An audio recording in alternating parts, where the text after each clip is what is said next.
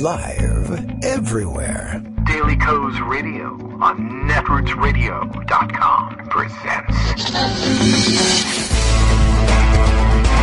David Waldman, Kagro in the Morning Show.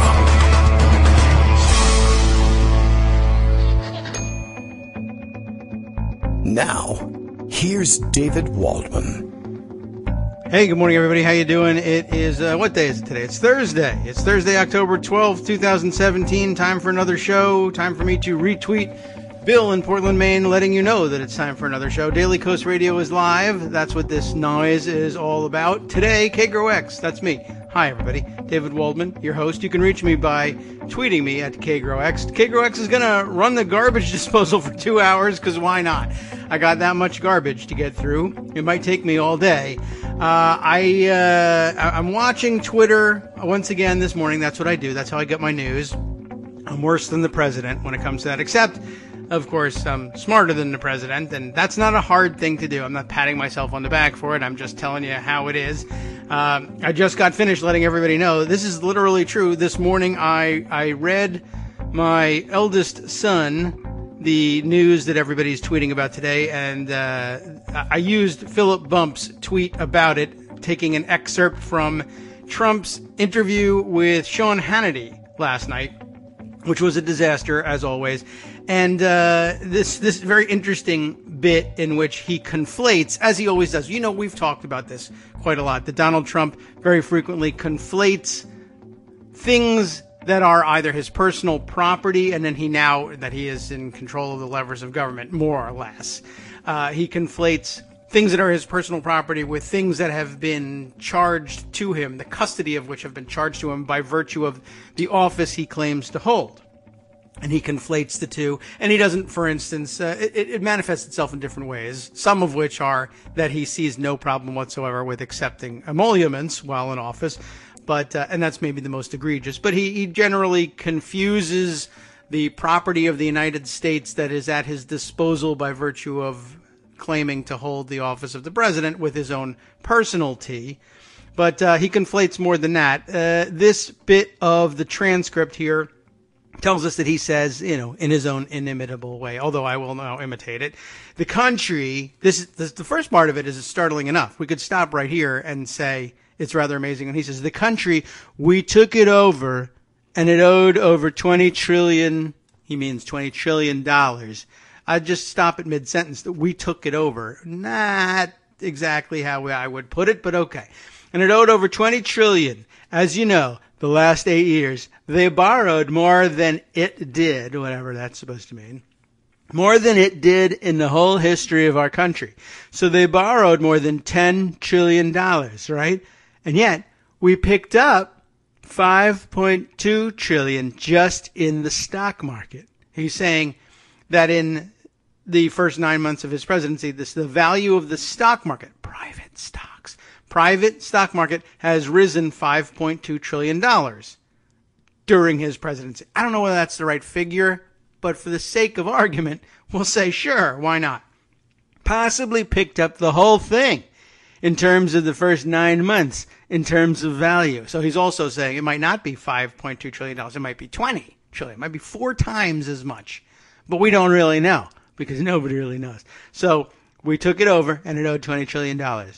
We picked up $5.2 trillion just in the stock market. Possibly picked up the whole things in terms of the first 9 months, in terms of value. So you could say, in one sense, we're really increasing values. That you could say, of course. And maybe in a sense, no, we're reducing debt.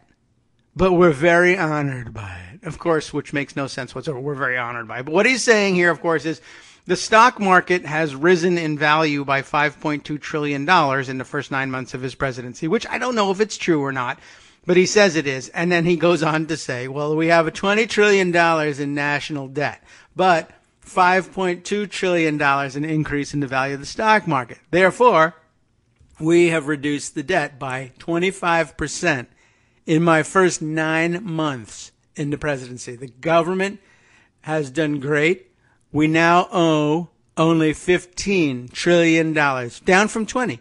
Still a lot of money. Still a long way to go. We've reduced the debt by fully 1/4. And I'm just getting started, everybody. I'm in the first 9 months of my presidency. We're going to wipe out the debt.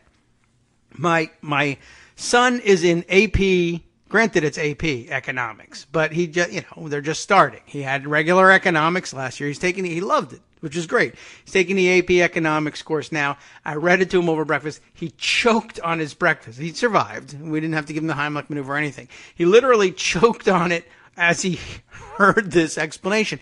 And I should point out, as I just told everybody on Twitter, he was eating yogurt. So it's not an easy thing to choke on. That has to be because he gasped and aspirates yogurt because Donald Trump is so just unbelievably stupid.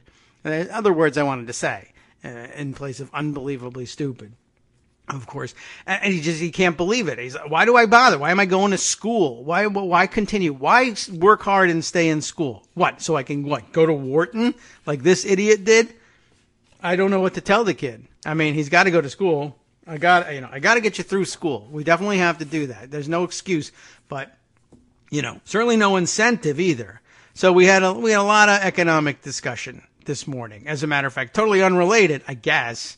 Maybe not unrelated. I read this tweet here from Jezebel saying incarcerated women are fighting on the front lines of California's wildfires for $1 an hour, by the way. That's pretty difficult to, justify, but they are incarcerated. But it did occur to me, I wanted to ask him. I'll have to pass this one on to him today. Ask in your class, what a conservative economist, or any economist, I guess, say about the incentives of incarcerated people who are put on the front lines of saving private property and public infrastructure, by the way, from wildfires. Fires basically for which no one in particular very often is to blame, and losses for which will be compensated by insurance.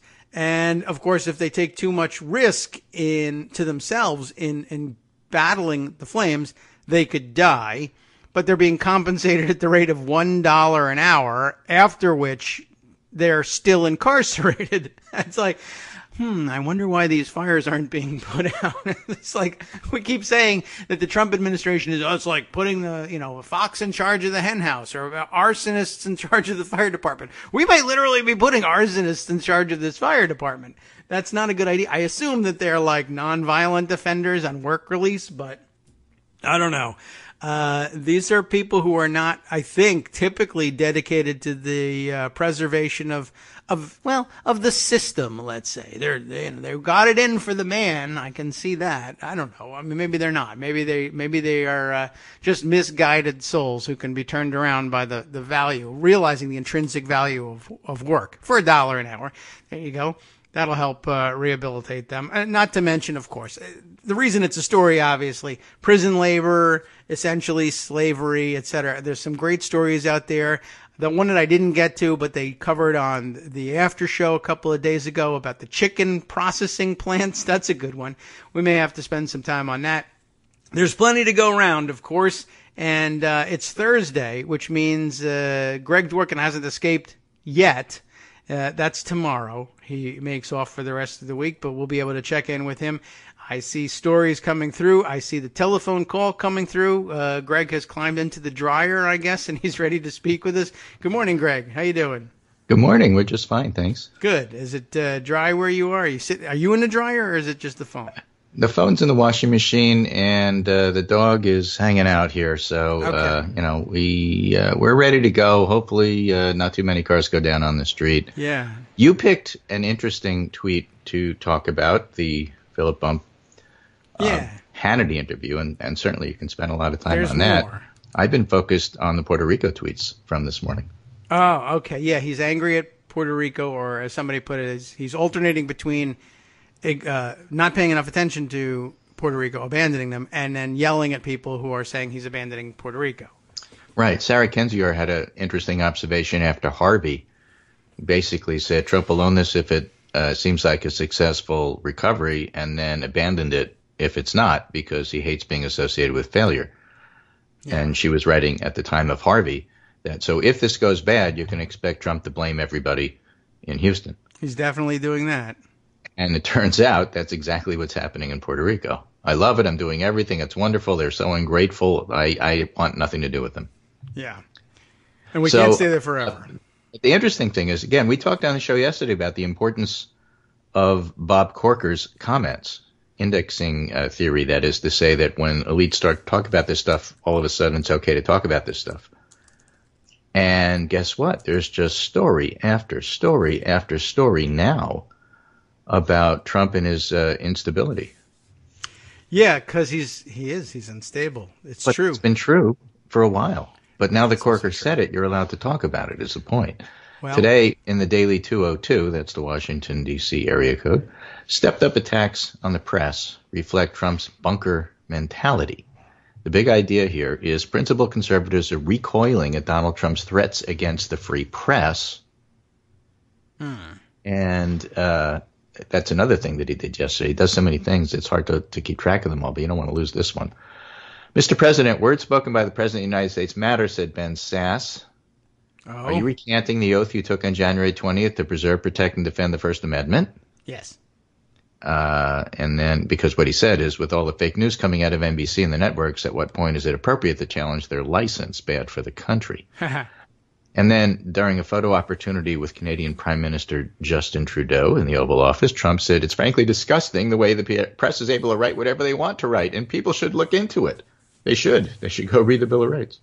Yes, Pastor Dan did. He says, I'm a person. I looked into it. It's fine. And then last night he says, network news has become so partisan, distorted, and fake that licenses must be challenged and, if appropriate, revoked. Not fair to the public. That goes back to things that happened during the Nixon era. And James Hohmann, who's writing this article, says, this wasn't just a one-day temper tantrum. Trump has increasingly trained his fire on the media.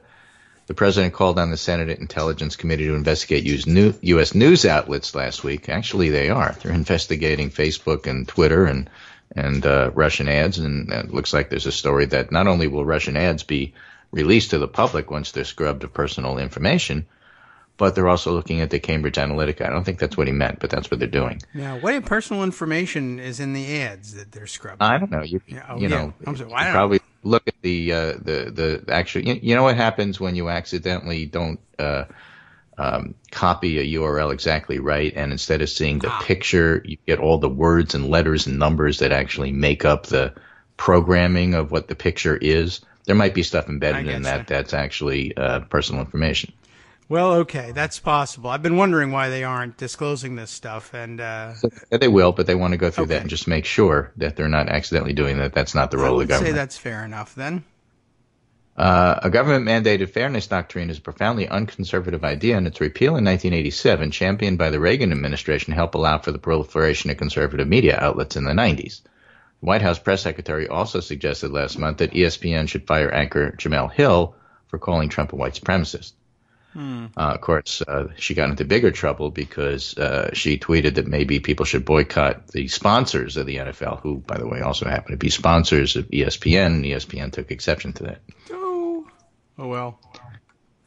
Much will be written about how Trump's diatribe highlights his lack of respect for the Constitution and the institution that makes America great, including, but not limited to, the Fourth Estate. But the comments also add fresh data points to the cementing narrative that the brooding president has become increasingly isolated and angry. And, of course, these narratives are important because it's easier to write narrative stories than it is to write actual news stories. Feeling under siege, whether from Special Counsel Robert Mueller or Senate Foreign Relations Committee Bob Corker, the president has adopted a bunker mentality that prompts him to lash out at any perceived enemy. And, by the way, I would add that includes Puerto Ricans. Guess so. Like Elvis shot up his TV, Trump is shooting the messenger because he doesn't like stories that reflect poorly on his leadership abilities. That gets back to that whole Puerto Rican thing.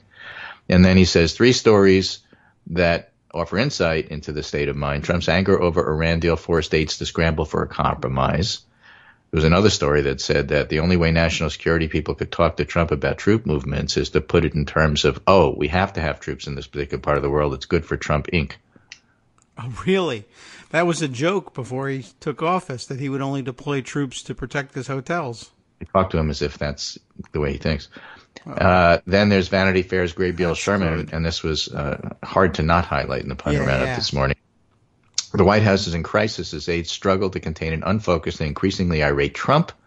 Comments by Corker that Trump could start World War III brought into the open what several people close to the president have recently told me in private. Trump is unstable, losing a step, and unraveling, Sherman writes. Yeah, I believe that. And then gives examples. Oh, that's why I believe it.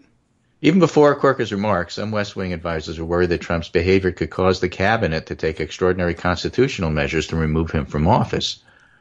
According to two sources with knowledge of the conversation, former chief strategist Steve Bannon told Trump the risk to his presidency wasn't impeachment, it was the 25th Amendment.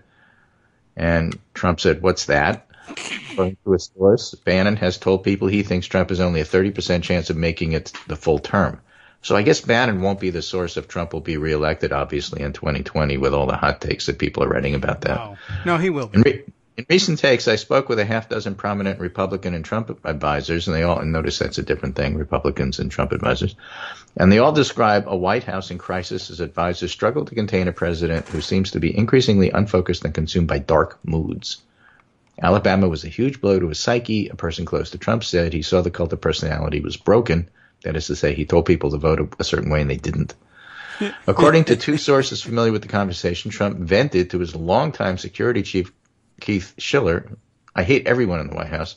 There are a few exceptions, but I hate them." He does tell it the way it is, and he speaks for me. Two senior Republican officials said Chief of Staff Kelly is miserable in his job and is remaining out of a sense of duty. He talks with James Mattis, and they've discussed what they would do in the event Trump ordered a nuclear first strike. Would they tackle him? Yeah, sure. I don't see why not. Bob Costa, Philip Rucker, Ashley Parker reported that Trump in recent days has shown flashes of fury and left his aides scrambling to manage his outbursts. His presidency could be doomed, said this person. I mean, it's funny. Again, we get back to this indexing thing. This is something that DFH's, dirty frickin' hippies, could tell you all about. Yeah. But it wouldn't count because we said it, but all of a sudden they're saying, and then there's a list. There's maybe 10, 12, 14 headlines here about how it's playing. Trump's compared to Putin, but his comments on the media evoke Erdogan. Aaron Blake, Trump's threat to NBC license is the very definition of Nixonian. Trump does not value or understand how free press works. Of course, I have to point out, you're attacking the press, and therefore the press is all upset about it.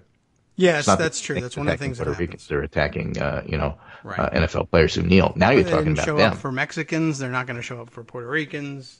So yeah, okay, all that sort of stuff. Anyway, so the whole article is about that.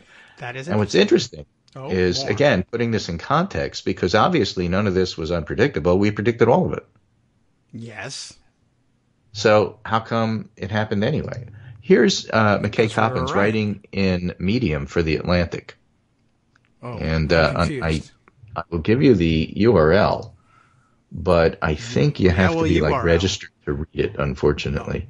Really? But it's a short piece, and I will give you the highlights here, because I think it highlights the three failures in Washington. What would I have to be registered for? Okay. I don't know. For Medium. That's not just one of those free things? Okay. Oh, look at that. It isn't. It is. Well, it is free, but you have to register. All right, anyway, during last year's election, McKay Coppins writes, back before Washington, Republicans awoke to the dangers of an erratic and impulsive commander-in-chief tweeting his way into World War III. Again, look at how Corker's narrative is now woven into everybody else's. There was a common argument deployed by party loyalists in defense of Donald Trump. He'll behave himself once he's in office. GOP leaders generally acknowledged on and off the record that their nominee's reckless campaign trail persona was not suitable for the leader of the free world. America, some of you voted for him anyway. Well, tax cuts. That's on you. That you're not getting. Yeah, okay. I'm willing to blame people for that. But they insisted there'd be a difference between candidate Trump and President Trump. He'd surround himself with competent advisors, lean on the good judgment of his running mate Mike Pence, and mellow out as he confronted the full burdens of the office. Okay, here's the two paragraphs that really struck me. Pay no attention to the nervous Nellies fretting about Trump's temperament, said Senate Majority Leader Mitch McConnell at the time. Okay. His wife was in the cabinet, but fine. Wrong was that. I think Donald Trump will understand when he's sworn in the limits of his authority. Remember, yes. we just talked about attacking the free press. He'll have a White House counsel. Oh, yeah. Right. Just like you.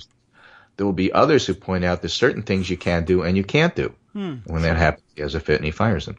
And it's not quite like, making a speech before a big audience and entertaining people. And I think he's a smart guy and I think he's going to figure it out. So I'm not worried about it, said Mitch McConnell. All right. He's wrong. Don't get hung up on the frivolous personality issue, said House Speaker Paul Ryan. It's not just the choice of two people, but two visions of America. And Republicans needed a president who would sign their conservative legislation. Even Bob Corker everybody was on the look, once he gets the job, don't worry about it, he'll clean up his act. And of course he hasn't, and now they're freaking out about it. Yeah, no human being could fail. Because it was all in front of them. You're not going to change your personality when you're 70 years old and there's something inherently wrong with you. And it turns out they're now realizing, just as all the articles are saying, he really is unstable and he really is unsuited for office. And it's no surprise. You were told. Yeah, well, that's true. They just imagined, as a lot of people did, well, it's either all an act or whatever. It cannot be the case that an adult human being in charge of so much stuff could be so bad at managing the affairs of an adult human being. He can't fail but to grow into the office because there are serious responsibilities and a normal human being will recognize that eventually. And now right. The other side of the coin, though, of course, is that all you people saying that it's not true, and you know who you people are, we hate you. And so you can't possibly rewrite. So we don't believe you. No. Well, that happens. The pussy tapes that came out with Access, locker room talk. Yes. But there's something wrong with it. Well, we don't believe you because you say it. Yeah, essentially that is true. Right? And so it is true. Because of who was saying it, they refuse to listen and refuse to believe. And that's why it's so much on Bob Corker and Mitch McConnell and Paul Ryan. And, it absolutely positively is their fault. They are the enablers. And again, yes. It's famous quote, but it's hard to forget the old analogy. What did you call the friends and enablers and accommodators of Nazis in World War II? And the answer is Nazis. Yeah, I think that's probably a good description for them. They are absolutely to blame. Paul Ryan more than most, I would say, not only just because of by virtue of the fact that he's a Republican leader, but that he was on notice about the Russian interference issue and his reaction to it. I have to remind everybody one more time.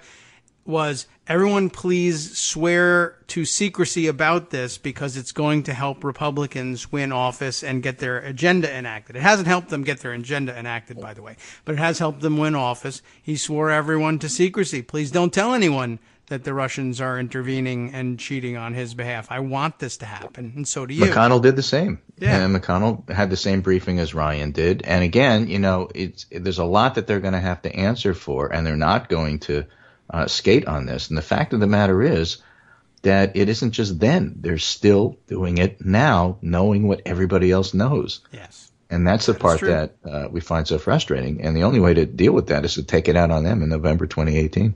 And I will. Now, if Bannon's right and Trump doesn't last, that's another story. But we're not there yet.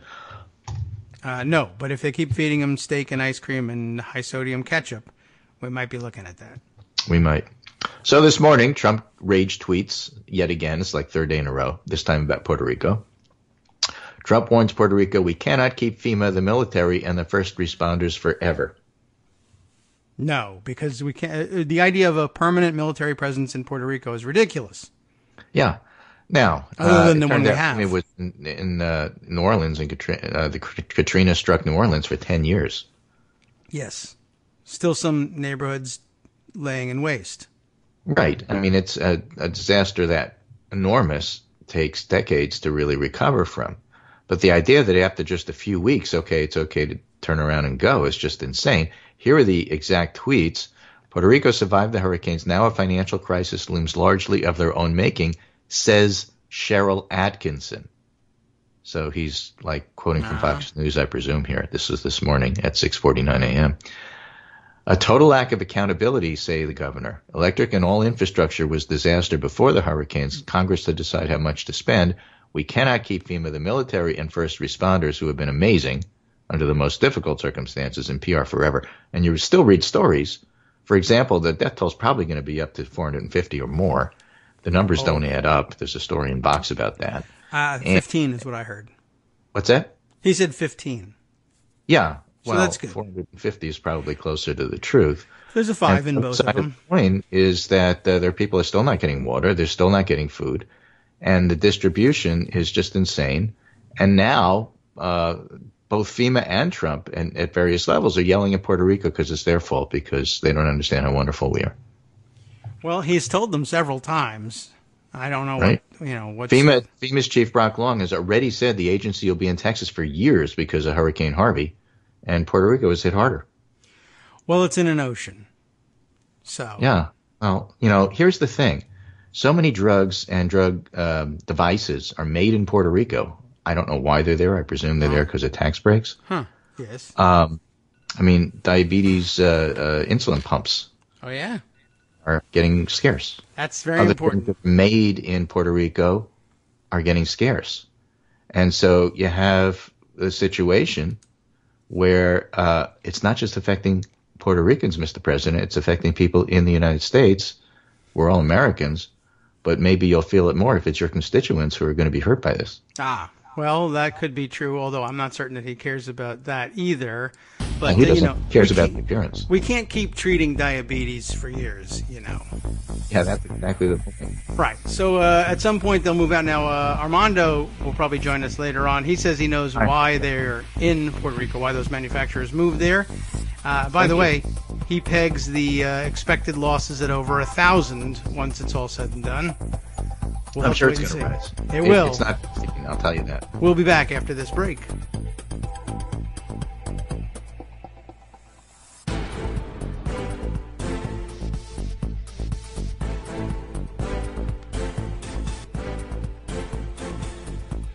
Welcome back to the Kagro in the Morning Show on Netroots Radio. I'm here. Greg's here. You're here. Doesn't that make it our time? It really does. It's time to continue with the discussion about Puerto Rico and some interesting facts coming to light during the break. But let's catch up. Greg, where were we when we left off? I forget what we did. Well, we were talking about things that are made in Puerto Rico. I wonder, maybe whether it's true or not, somebody should just tell Trump that golf carts are made down there.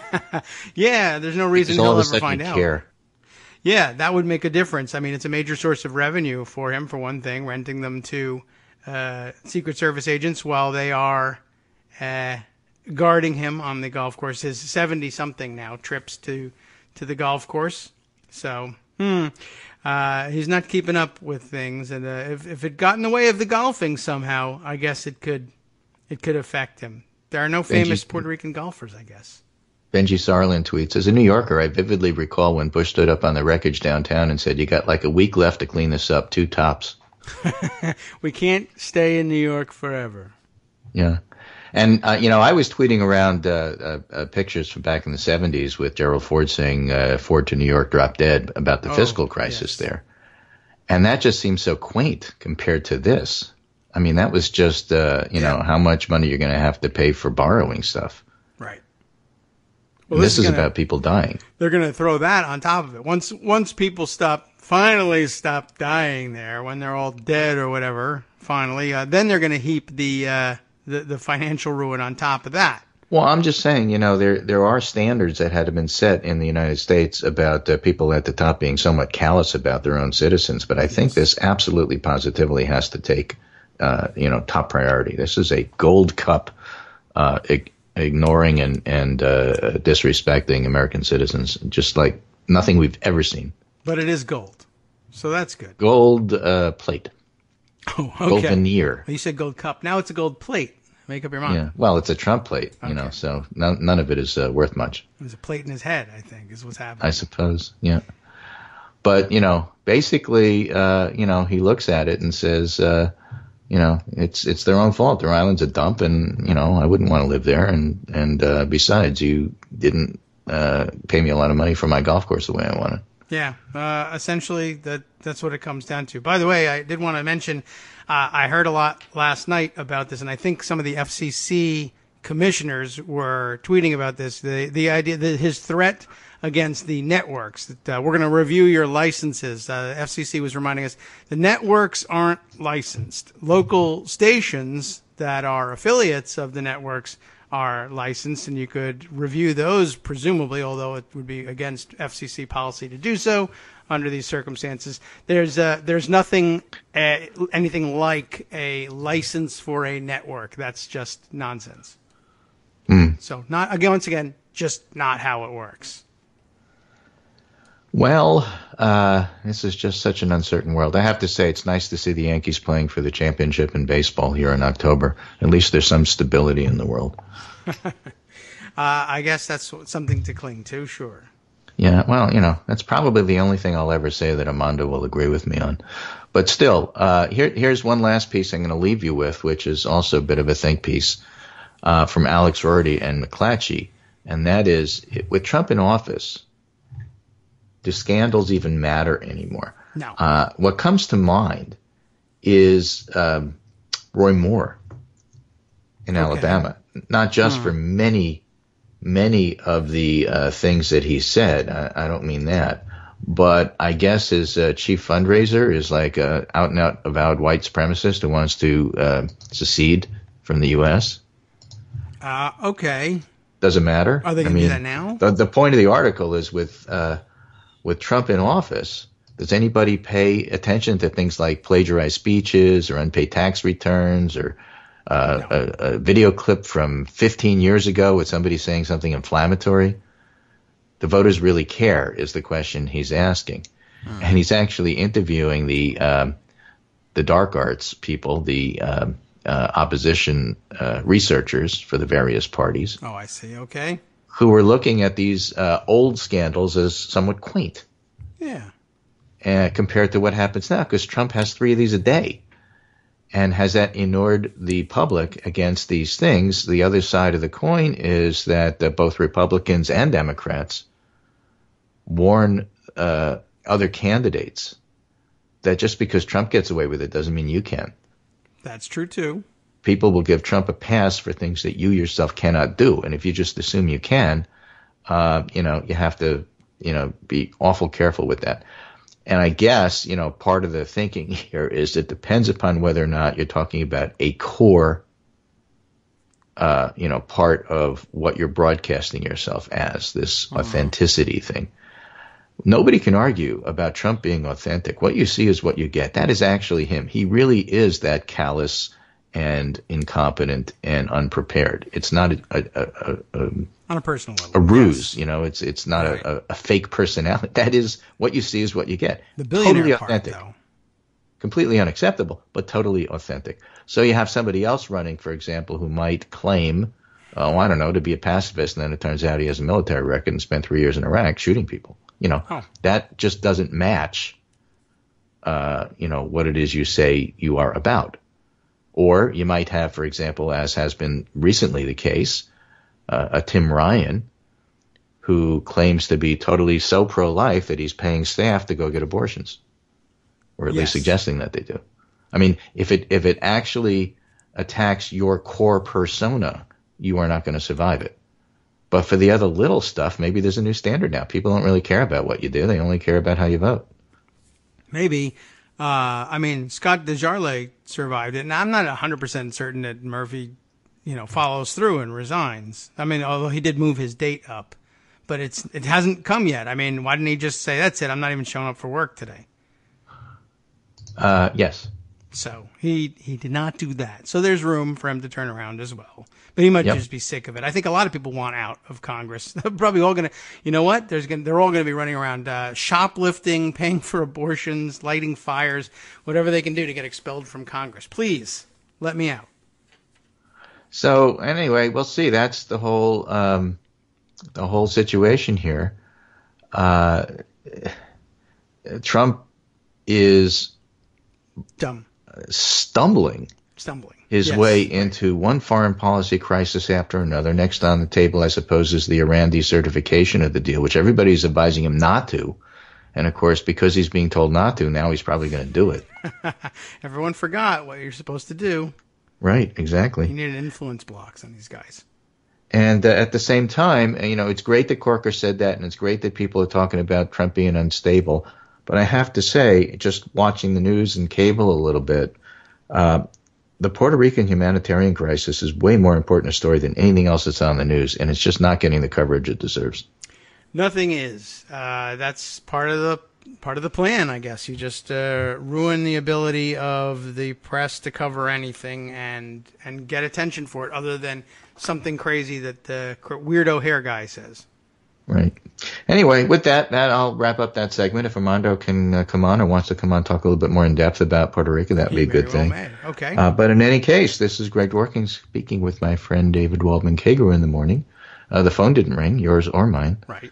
And the doorbell didn't go off, which is always nice. I am running. But I will be back on Monday, and if you are here, I'll give you a call. Okay. My plan is to be here. I don't think there's any. I don't know. I didn't check the calendar or see if it's a holiday anywhere else. But I guess any excuse I can come up with. But I think we'll be here Monday. Yeah.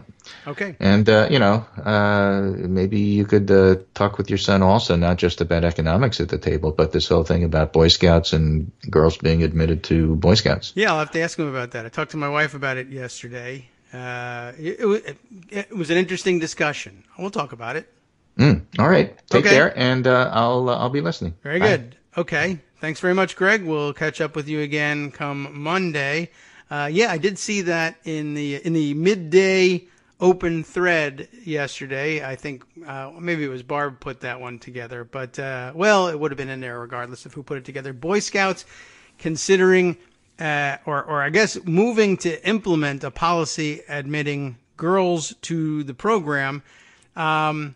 Which I'm sure it'll engender some protest, but I don't care about that. Those people who are too conservative for the Boy Scouts, they can always leave and join the weirdo alternatives to the Boy Scouts. But it really did actually get mixed reactions at our house. We're certainly supportive of the idea that girls have the same opportunities, and having parallel opportunities is not exactly the same thing. Here's what I thought was really interesting. They were going to, I think the story was, I'll look it up. We could find it. You know what? I'll see if I can come up with it while we're talking. But I think the story was that they were immediately moving to implement allowing girls to join up early, and that is in the Cub Scout program. Look at that. I typed in girls in Google. The first thing that pops up is girls in Boy Scouts. So let's get to that and click over to the news and get that story. I guess we should read the story and react to it along the way. But anyway, the issue was, in our discussion, one, that they were going to be allowed to join the Cub Scouts, and that I guess the option would be there to form mixed gender packs, as they call the groups, or just boys. I guess they'll probably also have just girls ones available. Well, one of the discussions, it wasn't that we were opposed to having the girls join, certainly.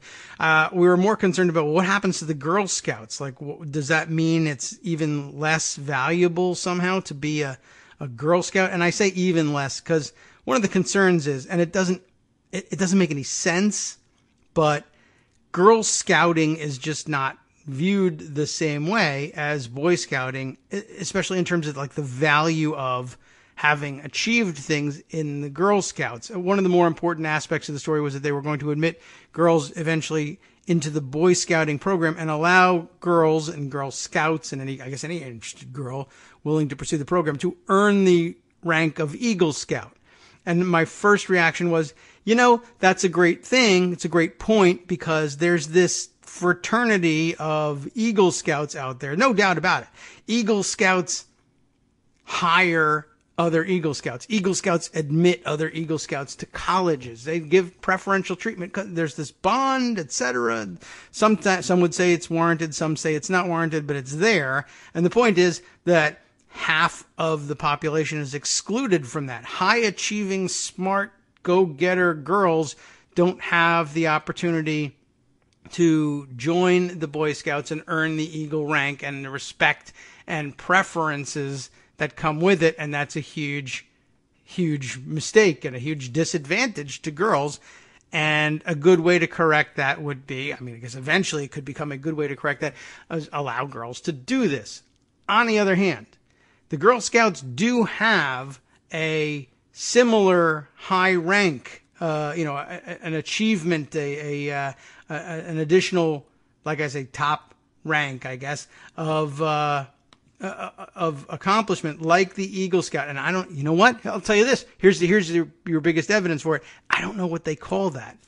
And it's golden something. Highest rank in Girl Scouts. It came up right away before I even put, the gold award.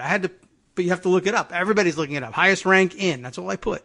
Girl Scouts was the top thing. The Gold Award is the highest achievement within the Girl Scouts of the USA earned by senior and ambassador Girl Scouts. Only 5.4% of eligible Girl Scouts successfully earn the Gold Award. That would put it, I think, in line with the percentages of Eagle Scouts as well. Now, however, if you go interviewing for a job, even if the person interviewing you was an Eagle Scout, if you show up equally qualified, one man, one woman, and the man says, yeah, I was involved in scouting, I was an Eagle Scout. The boss says, I was an Eagle Scout too. And there's this instant recognition of what that means.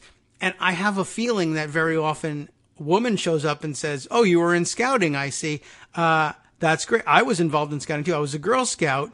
And, oh, really? How long? Oh, I was in it for years. I won. I actually was awarded the Gold Award. And there will be, I don't know. So there will be some who recognize it, but lots of Eagle Scouts will say, oh, that's good. What is that, for like selling the most cookies or something? And as it turns out, I don't know anything about it, but my wife assures me earning the Gold Award as a Girl Scout is actually considerably tougher. Considerably more arduous process. And I don't even know how that's possible, because they put these kids through the ringer for Eagle Scout. At least our troop does. Not every troop maybe is necessarily exactly the same in this way, but apparently the Girl Scout Gold Award is even harder to earn, but gets considerably less respect. I am certain that among Girl Scouts it is instantly recognized. But for some reason, you don't have to be involved in Boy Scouts to understand that Eagle Scout means something in particular. And I don't know how many people also know that the Gold Award means something in particular and might even mean perhaps more than being Eagle. So I don't know. One, I thought that possibly admitting girls to the Eagle Scout program would help equalize things and get high achieving girls the recognition they deserve. Even though they should be getting that, this was the second thought. They should be getting that with the Gold Award, but they're not. But could we do something about that? Or what's quicker? Does it make more sense to say, well, if you want the recognition, earn Eagle Scout, but then do we, leave the Gold Award program emaciated? Here's something that's even more rigorous than that. We should be working on making sure that Gold Award winners get the recognition they deserve, and that it's, if it really is harder than earning Eagle Scout, that they get more recognition. So it's an imperfect solution, but, most solutions are imperfect. I certainly can't object in any way to opening up the program to girls who are interested in doing it. Maybe some will earn both. Even better. I don't know. I'm not certain what a great solution it is, but I'm not open to the objection that, well, girls should do girl stuff and boys should do boy stuff. Yeah, I don't think anybody suspected that was going to be the case, but I just thought I'd put that on record. I feel like we've failed immensely in not recognizing Girl Scouts beyond cookie sales, and that's, I guess we're all to blame for that one. Or probably some tremendous portion of you are not, because you know what you're talking about, and either were Girl Scouts or had girls in your family go through the scouting program and you came to understand it. I don't have any. I have very few girls in my family, period. I have all brothers, and they have almost all sons exclusively. It's literally true. I have no sisters, and I have one niece among my entire crew here. So I have no experience with it, and I don't think she's in Girl Scouts. So, I don't know. My exposure to Girl Scouts is Girl Scout cookies and that funny joke from the Addams Family about Wednesday asking if the cookies were made with real Girl Scouts. That's it. Some old commercials from the 70s. I remember that, too. And, I need more. I need to know more about it. It's on me. Anyway, it's interesting. The Washington Post wrote this thing up, Boy Scouts of America, to become fully inclusive for girls. Is there anything that we should add to this? I wonder, though, whether there'll be people who can earn dual scouting ranks, Gold Award and Eagle. I suppose it's possible if you're hardworking enough. But, okay. The Girl Scouts' reaction to this here, in a statement that does not mention the Boy Scouts, the Girl Scouts said they are the best girl leadership organization in the world, created with and for girls, adding that they are here to stay. So, they're not like flip sides of the same coin. They're two separate organizations, and there's certainly not any reason to be rid of the Girl Scouts. And I don't know how many girls are going to want to join Boy Scouts, even if it actually eventually became 50-50 boys and girls. There's going to be girls who quite rightly say, I want to do things with girls, not with the boys, and not even with a mixed group. I like hanging out with my girl friends, and that's what I want to do. And there's going to be boys that say that too.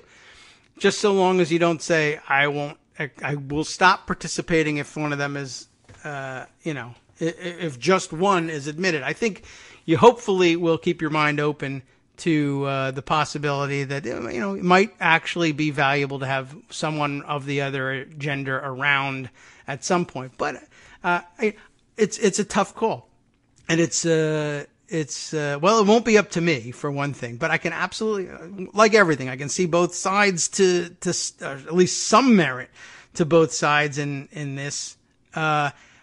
Why wouldn't it be valuable for girls to say, I want to work with girls and girls exclusively at this time? And it's not that I don't believe that boys can contribute or that things will be ruined if there's somehow. This is a space where I want to do things for girls, as girls, by girls. And why is it so upsetting, though, when I say, like, if we did that on the Boy Scout side, and so I'm not going to do it if there's girls. I don't know. I guess it depends on the approach. And I guess also it's another one of those issues where if you're talking about one side that's been oppressed or disadvantaged, all the advantages go to the boys and the men and the way we structure our society. And so I guess that must be it. I'm just less sympathetic right off the bat to the idea of excluding girls, even though truthfully coming up, young boys are going to want to say very often, that they want to, they would have just as much right, of course, to say, I want to do these things with a group of boys, as boys. And, I don't know. I guess also I just have more experience with the boys, and I know how quickly it turns to because girls are yucky or stupid or weak or whatever. And I'm sure girls say the same thing about boys too. I just have less experience with seeing how often that turns mean and closed-minded. And I'm sure it happens at some point. But, I imagine there'll be plenty of compromise to go around and lots of packs, troops, what have you. I don't know what Girl Scout, I guess Girl Scouts are troops, but brownies. How do brownies work? That I'm not sure of. Anyway, there'll be some mixed ones. There'll be some gender exclusive ones. I'm not sure. Let's see. Here's some good comments about it. Meredith says, it's M. Ramsey, 153, Meredith says, think girls in the Citadel needed attendance at the Citadel to succeed in business and politics in South Carolina. Yes, true, clear. Bill says, I'm an Eagle Scout. Seriously, has to clear that one up. Oh, Bill. Oh, what, really? Seriously, Troop 339, Mount Vernon, Ohio. I'll check on that. And I'm outraged. Those women will drink all our scotch. That could be true, but you're not allowed to take that with you on the campouts anyway. Yeah, there'll be some mixed feelings about this. I hope it all works out well. I hope the cookies don't go away. Gonna need those. Though honestly, you know what would really be good? If they merge the organizations, it might be interesting, but it's probably best if they keep some separate organizations just so that there's an opportunity to do things, girls exclusive, boys exclusive, mixed, 50-50, partial mix. I don't know. Lots of options available. That's always a good thing. But the cookies have to stay. The Cub Scouts could learn a lot from the cookie program. To be perfectly honest, Cub Scout popcorn is terrible. It's the worst. I'm sorry, Judy, but you probably know this by now. The signature fundraiser of the Girl Scouts, cookies. The cookies are awesome. They make I was going to say they make a mint, but they do make a mint cookie. But I'm sure they do very well. The popcorn for the Cub Scouts, the popcorn is terrible, and it's a scam. And it just basically a permanent incumbent has moved in, and they don't care about the pricing. They don't care about the quality of the thing. When I am confronted with Girl Scout cookie sales in front of the supermarket, great, terrific. Give me whatever you got. Here's my money. Please take more. Ship me cookies. I don't want the cookies necessarily. Bad for you. Shouldn't eat so many of them. Give them to the kids. I'll snack on a few of them. The popcorn, please, kids, here's money. Please, God, don't give me any of the popcorn. Doesn't matter. Just keep the popcorn, sell it to somebody else. It's pure profit for you guys. It doesn't bother me that you ask me for money. Just please don't try to give me any of that popcorn. It's terrible. If you think I'm kidding, I'd say take $10 and try to buy some off of a Cub Scout next time you see him. It won't work because it's going to cost you at least $20 to find out how bad this popcorn is. So it's expensive and it tastes terrible. This has nothing to do with Puerto Rico, of course. By the way, Armando, yes, you are absolutely invited. I guess at this point you should wait for after our next break, but you're absolutely invited to come on and tell us, give us an update on what you're hearing about what's going on the island. And you can it could be today, it could be tomorrow if you're available. Open invitation. We really have to pay some attention to that. In the meantime, I know that there are some other stories that I had put aside. If I could only look around and find them. Yes, here's some of them. We discussed a little bit yesterday about the blue slips situation in the Senate. Kevin Cruz has something to add to this. We'll keep it short by just reading his tweet. Has there ever been a more hypocritical leader of the U.S. Senate than Mitch McConnell? The answer apparently is no. He supports his claim with a clip from the New York Times, an excerpt of which is included in his tweet. It reads this way. Back in 2009, Mr. McConnell, and the entire Republican Senate caucus, then in the minority, this is 2009, implored President Barack Obama to honor all blue slips. The appointment of federal judges is a, quote, shared constitutional responsibility, unquote, the Republican said, warning Mr. Obama that, quote, if we are not consulted on and approve of a nominee from our states, the senators intended to prevent that nominee from getting a hearing. They expected the blue slip policy, quote, to be observed even-handedly and regardless of party affiliation, unquote. There's probably much more to the story if we read the New York Times version of it. What we really ought to do during the break is scour up Jones' take on it just to be up to date on things. We'll see if we can't handle that perhaps during the break, though whether we'll get to it, I am not sure. Armando already threatening to call in.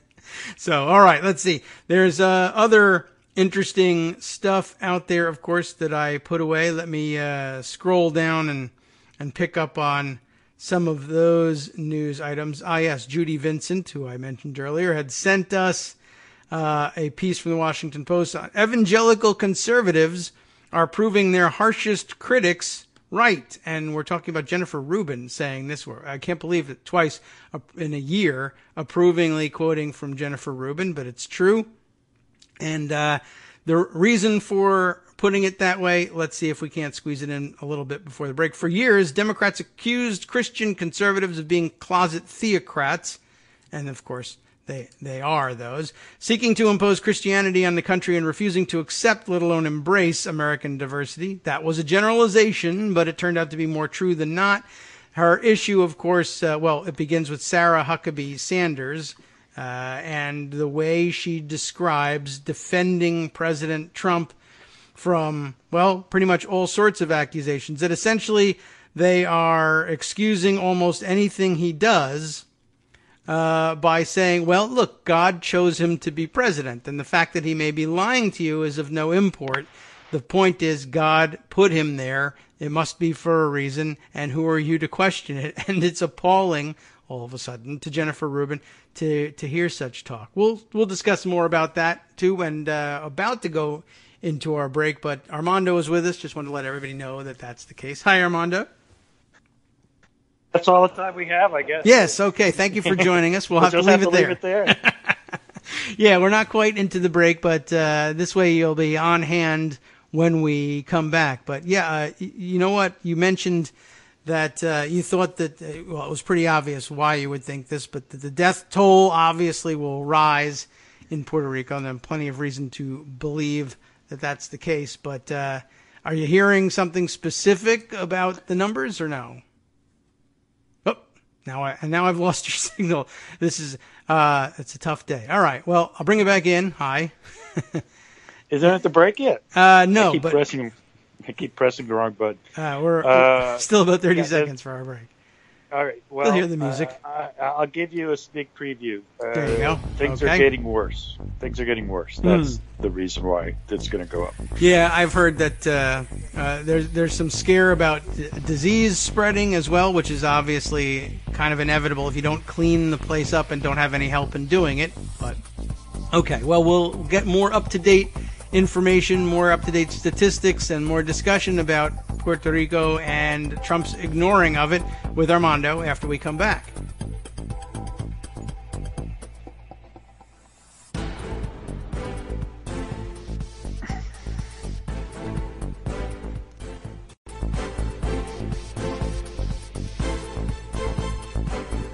Welcome back from our short break here on the Kagro in the Morning Show on Netroots Radio. We still do have Armando with us. I don't think anything has interrupted his signal in the minute or so we were away. But, yeah, Puerto Rico very much on everybody's mind. And, well, let's hear what you want to add to this. I know you wanted to start off by, well, you'll probably excoriate Trump. Yeah, I was supposed to call you last week, but things happened about sort of the historic challenges that Puerto Rico has been facing for the last 20 years in particular. But I thought we'd talk about what Trump tweeted today just as the starting point. You probably addressed it, but let me remind our audience as I go into this. Trump said 3 hours ago, Puerto Rico, quote, wait, no, he's quoting Cheryl Atkinson, of all people. If you don't remember her, she's the Looney Tune Benghazi person. Oh, okay. On Fox. She used to be on CBS and complained that someone broke into her computer. Do you remember that? Oh, it was the Russians. Wackadoodle story. You know what? I don't think I do. It's one of the many wackadoodle stories, but that was one of them. Okay. She claimed Obama's Justice Department was hacking the computers. So anyway, that's who he's citing. And he quotes, apparently she said these words or wrote them. Puerto Rico survived the hurricanes. Now a financial crisis looms largely of their own making, says Cheryl Atkinson.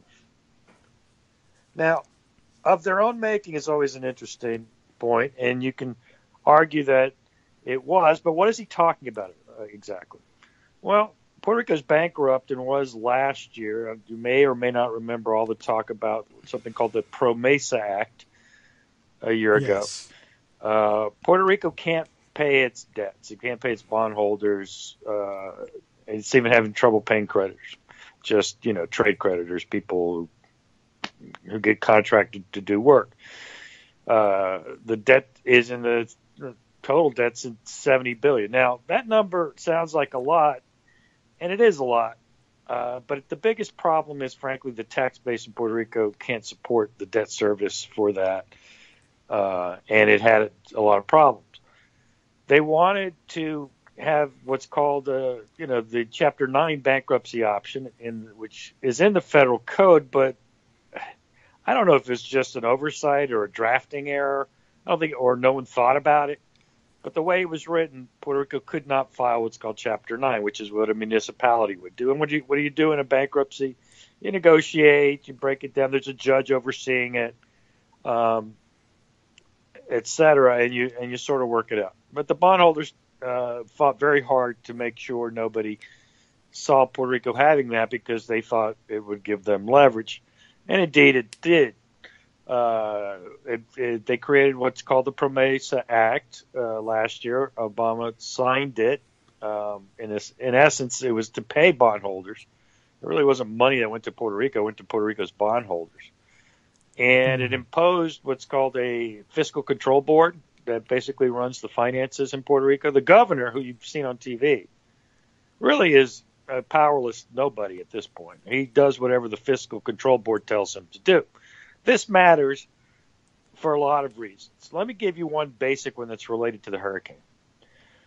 The fiscal control board demanded and got deep cuts in government employment in Puerto Rico. I'm talking 20-25% of the total employees, both in terms of actual people and in terms of their work hours, etc. So what does that mean in terms of responding to the hurricane? Well, you've got less people to do it. You've got less people with hours to do it. So let's assume you get things stabilized, which they're not. But suppose you did. And you brought in FEMA. And, of course, FEMA, in most circumstances, works closely with local governments to triage the situation, to get people's basics, water, try to do what you can to get the power running, make sure everyone has enough to eat, et cetera. And then the second stage is focusing on the rebuild. Well, for Puerto Rico, that model didn't work because there wasn't a real local government that had any capacity to do what needed to be done. Now, look, this was a bad hurricane, the worst in a long time. But I had lived in Puerto Rico when there was a terribly harsh hurricane, not as bad as this one, but a bad one in 1998. And I can tell you that then there was enough infrastructure in terms of personnel and everything else in Puerto Rico. FEMA responded very well at the time, and there was hardships, but by 3 weeks, most of the island was back on its feet. Mm-hmm. Today, that's simply not true. And the main problem, of course, is the power grid. So what happened to the power grid between 1998 and 2017? Well, we had to pay bondholders and could not invest in modernizing and keeping up the power grid. So what was once, frankly, a shining part of the Puerto Rico government structure, because the electric company in Puerto Rico is essentially owned by the government, even though it's a public corporation, that's in theory standalone. The governor appoints everybody that's on it. He appoints who runs it, et cetera, et cetera. Well, that's no longer the case. So now, even here's one anecdotal story. I know a contractor in Puerto Rico who's probably going to be getting the job to put poles back up that fell. Oh, okay. And I was talking to him about it, and he says to me, "Listen, I've got to put up thousands of poles, thousands. It's going to take 6 months if I'm lucky." Okay. So what are you going to do? Well, you're going to suffer for 6 months, but who's going to pay for putting the poles back? Because Puerto Rico doesn't have any money. If they had the money, they would have spent it to do it. But instead, that every groat, every penny has to be dedicated to paying back bondholders. Oh, yes, okay. That's what the Promesa Act did. So when you hear Cheryl Atkinson talk about financial crisis of their own make, understand something. Puerto Rico is a colony, a territory of the United States, but it has self-governance in the sense that it decides local laws and it has its own tax structure. And it does a ton of things wrong. And at the heart of that, frankly, is the fact that there's this huge You think of an issue that is as distracting as Trump, and that's what that's called the status issue in Puerto Rico is like. In Puerto Rico, instead of talking about the bread and butter issues for the most part, the number one issue day after day after day, forever, at least for as long as I paid attention, is status. There's a statehood party there who wants to become a 51st state. There's an independence party that's frankly not very representative of many people, but it does attract a lot of media attention and gets a lot of attention. Then there's the status quo party that's all broken up because half of them don't really want the status. They want some type of independence, but they call it something else for political reasons. Okay. And it's a mess. And you don't talk about basic issues. Puerto Rico's tax structure is a joke because unlike the United States, which has used to have, but let's see what happens after Trump, where the IRS and frankly the culture is people by and large pay their taxes, mostly because they're afraid of the IRS, but sometimes there's a bit of just social conditioning. The fact is Puerto Rico is built in a way that the rich don't pay because the way they structure their own income and the weakness of the Treasury Department in Puerto Rico means it's frankly a terrible tax structure where salaried employees, people who get paid on W-2s, obviously do have to pay all their taxes because all that gets reported. But people who run businesses and own property just don't pay their fair share. Property taxes in Puerto Rico are obscenely low. But listen, those are problems, and in that sense, Cheryl Atkinson is right. It's of their own making in that sense. But it's also because the basic governing issues are overshadowed because both the United States and Puerto Rico can't get past the status issue. All right, but here we are. Whatever the reason is, Puerto Rico has this financial problem. It had it last year. It has it this year. It got hit by a catastrophic hurricane. What is the federal government of the United States going to do about the territory that it owns, that it possesses, that it is sovereign over? Well, according to Trump, he says that the governor of Puerto Rico said that there's a total lack of accountability in Puerto Rico. I find it interesting that the governor of Puerto Rico would say that for a couple of reasons. Number one, his father was governor for 8 years, 20 years ago.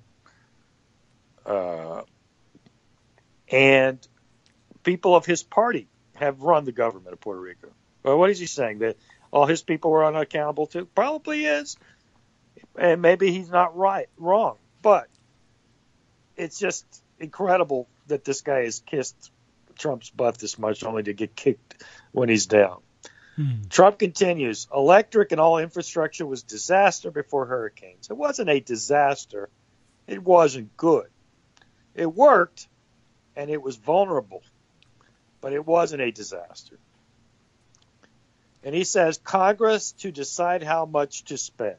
What does that mean, do you think, David? What do you think he means by that? I ultimately, I guess that I don't know. I mean, I guess in the normal appropriations process, that he's real. I guess it means a number of things. One, it's just a restatement of that's how life works, and then the other is that I guess he assumes that having a Republican Congress, he's prevailing upon them to either cut Puerto Rico off or steeply slash how much they're going to spend on them. But if it ends up being too much, it's their fault, not his. Right. Well, let me tell you what we know formally what he's done. He asked for a $5 billion loan to be authorized by the federal government to the government of Puerto Rico in order to pay bondholders. Oh. All right. Understand that. Every penny that's paid to a bondholder does nothing to help Puerto Rico recover. It pays bondholders. Yes. Who are in New York. And wherever else bondholders are. That does nothing for Puerto Rico. So what does he mean how much to spend? because he hasn't proposed or thought about or considered what would be an ask for the rebuild in Puerto Rico. I guess that's the point, too, What's right? gonna- Congress will tell you, because I don't know. I have no guess. He doesn't know? How could he not know? He's the president. Oh, well, He runs all what is the that, agencies my that would problem know now? what it's going to take. Yeah. Well, I'm sure he has a plan, and it's beautiful, and people are going to love it. I just don't know what it is. He doesn't know what it is, and this is part of his now distancing from these ingrates who were kissing his butt, which goes to show you that the governor of Puerto Rico's strategy of kissing him up and praising him to the heavens is going to fail. Because Trump doesn't care about the actual performance. He doesn't want to be praised for actually doing something. He just wants to be praised. Yes. Because you say, oh, well, if I praise him, he'll give me something back. That's proven to be false. And Matt Gertz of Media Matters has this great feature called which he always starts with, if you get in bed with Trump, he will humiliate you. Yes. And the governor of Puerto Rico is the latest one to prove this. He will humiliate. So this is just it. So what's it going to take, actually, to be meaningful? There are estimates that the damages is 50, 60, 70 billion dollars. Let's say that's high. And let's say there's no way we could fund that anyway, which is probably true. Was it going to take 10 billion to start? 20 billion? 25 billion? Because the only money that Trump has asked for so far is to pay bondholders. Yeah. Well.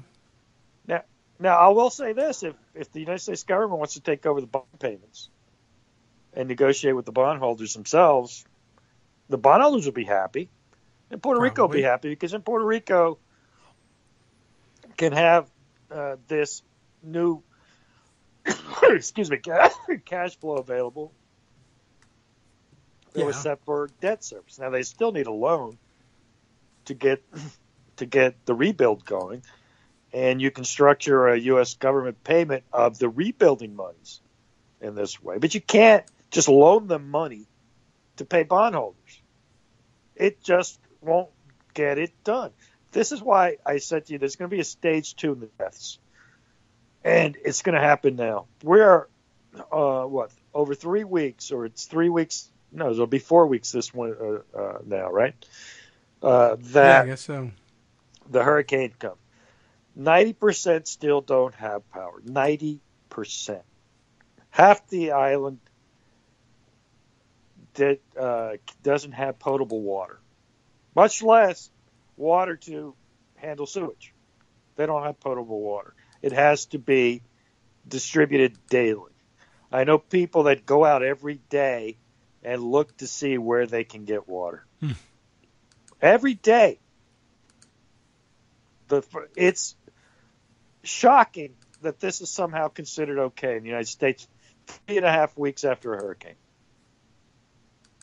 Yeah, well, it's because it's an island. It's far away, and nobody sees it. There's logistical problems, but what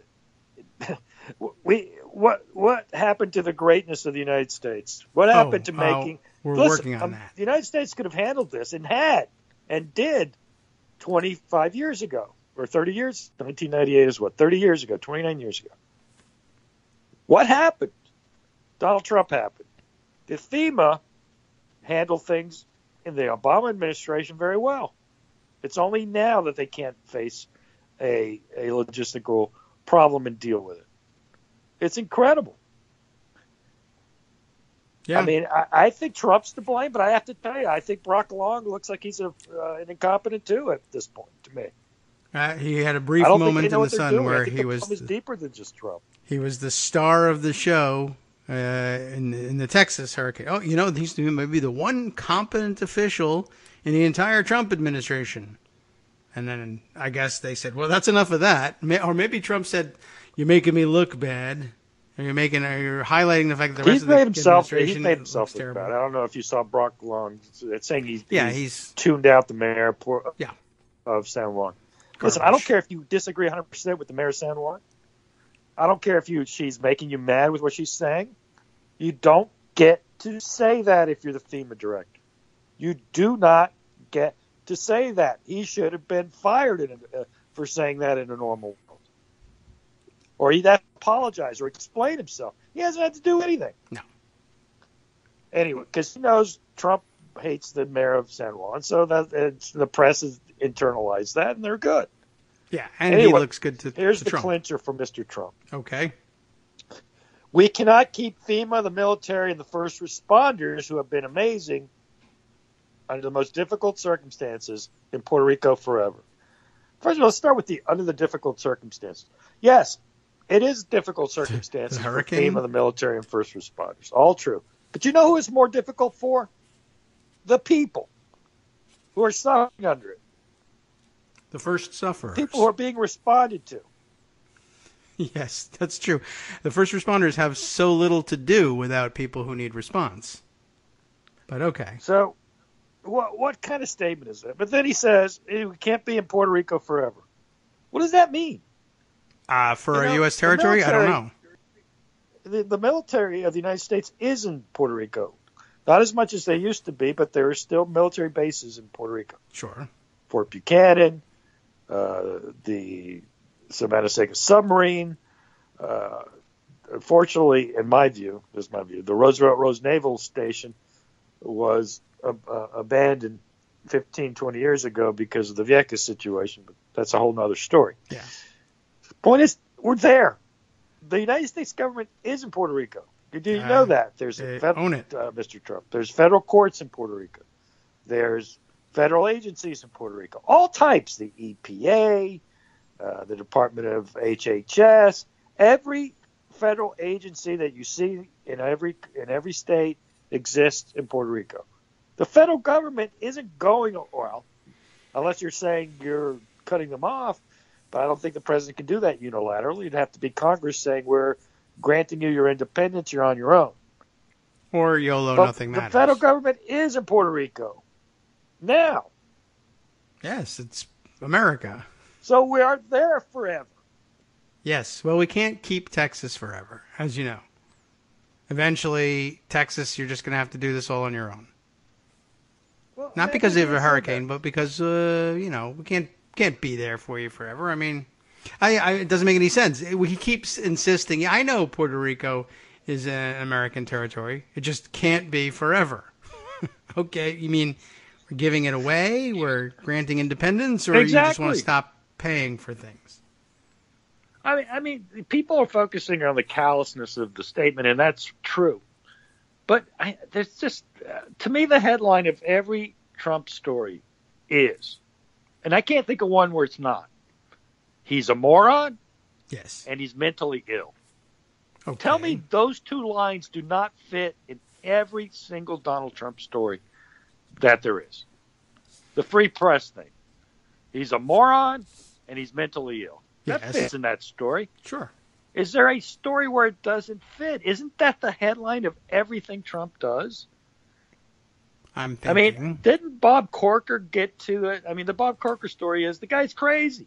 Yeah. He's stupid, and he's the Rex Tillerson story. He's a moron. Yes, he is. Yes. You know the story from yesterday. I don't know if it got meant. Yeah, I think you talked about it with Craig. This crazy, well, the stock market went up. That wiped out the national debt. Yes. And he And, couldn't and even. nobody cares that he's that stupid. And he's the president of the United States. My Come son on. cares. Yeah. I mean, I don't know. I it's the frustration on my part is just sky high. I don't even know what to do with these things anymore. I see this happen every day. I see Bump tweeting, yeah, that's not how it works. But I'm like, this is the 9th that's not how it works story today. You know what else isn't how it works? You're not supposed to be able to take emoluments. That's not how it works either. But guess how it's working? Everybody's Well, that's standing just, around talking about how it doesn't work, and it's happening. That's an innocent story now, though. I mean, he's a crook. It's an innocent story. No, It just goes back stealing to money. he's a Come moron on. Yeah. and he's mentally ill. Right. Crooks aren't morons and mentally ill. They can be smart and insane. But he's this is why the media doesn't get it. Some of our outrage. they keep, they do their little inside access stories, and now they frame them and they're keeping them within the guardrails and all that stuff. But they've normalized that. This is not normal. This isn't normal. I mean, look, we forgot about the fact that the 58 people have been killed, 500 shot by one guy in a hotel. Yeah, so we're forgetting about all sorts of things. That reminds me, one of the more interesting diaries at Daily Kos that I picked up on yesterday. Got a lot of retweets when I sent the story around. There was, are you aware of this one? I'll just give you the headline. There was an attempted terror attack last Friday at a U.S. airport, and we're hearing nothing about it. A man walked into the Asheville, North Carolina airport with a bomb in a duffel bag, dropped it, and left, and it was discovered by the bomb-sniffing dogs. They came in. It was packed full of explosives and nails and shotgun shells and BBs and everything. Haven't heard a word. Why? White guy, militia. Oh, is that right? Yep. See, I mean, I'd heard Not interesting. from you, frankly, the story. Not terrorism. I didn't know the background. But, of course, white guys, he's from a well-known family or he really cared about people. I mean, those stories about the guy who killed people in Las Vegas, it's like, I don't care about that. I don't need a human interest angle on the mass murderer. I don't need it. Why does the media think I do? Oh, no, it's not interesting. It's not even pertinent. I don't care about anything except the fact, how did this guy kill 58 people and shoot another 500? Well, he was a quiet man, mostly kept to himself. No, or he was a real gem in high school. I don't know. Yeah, that's the storyline always and forever, of course. So when they get around to these, if you steal, cigarettes from a convenience store, your profile with the mug shot, or maybe a picture of you making gang signs from Facebook, and you kill 59 people, they'll find your high school yearbook photo. David, the chairman of the Senate Foreign Relations Committee basically said the president's insane. And that's not a front page story every day now. Instead, did Hillary return campaign donations from Harvey Weinstein? Became the 24-hour story. Well, yeah, that's what they know. I don't know. It's a similar story to, I've been here for 10 years. The vice president of the United States, then Dick Cheney, whose daughter keeps trying to run for Senate, et cetera, ordered the torture of people they kidnapped off the streets in Baghdad in the hopes that if they tortured them for long enough, they would be willing to sign statements saying that Al-Qaeda was in Iraq and that it basically ruled Iraq since the invasion, and that they were sponsoring terrorist acts against the United States. And if you finally will sign that, we'll stop torturing you. And we found out that that was the case. And when it came time to discuss it on television, the story was, well, maybe Nancy Pelosi knew. What did Pelosi know, and when did she know it? Not Dick Cheney ordered torture for domestic political advantage. Torture people you kidnap in Baghdad so that I can campaign on I was right when everybody knows that I was wrong. Oh, yeah? Well, did Pelosi know? Look, here's a woman. Did she do it? No. Well, what if she did? Have you investigated that? We have not. Well, isn't that a failure on your part? It is not. I cannot help you with that. I'm sorry.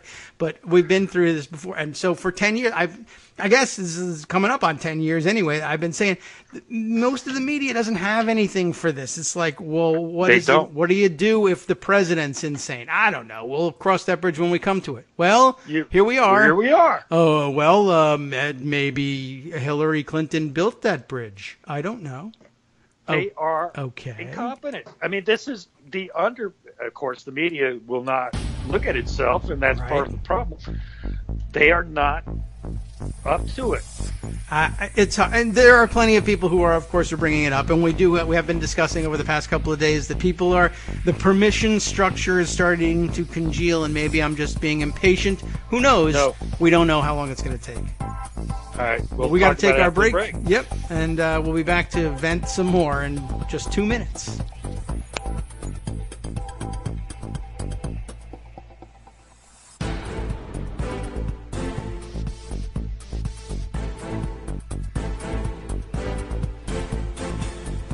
Hi, welcome back to the Kagro in the Morning Show on Netroots Radio. Aren't we cheerful now that we are realizing, once again, still stuck with the same infrastructure problems we have in terms of the media? Though, we have, there are other voices out there, of course, but they're still sort of considered an alternative media or a sideshow to the media. They are able to explain just how off base Trump really is, and we're there to say the same about Dick Cheney too. But we find ourselves having to wait for the permission of Republicans.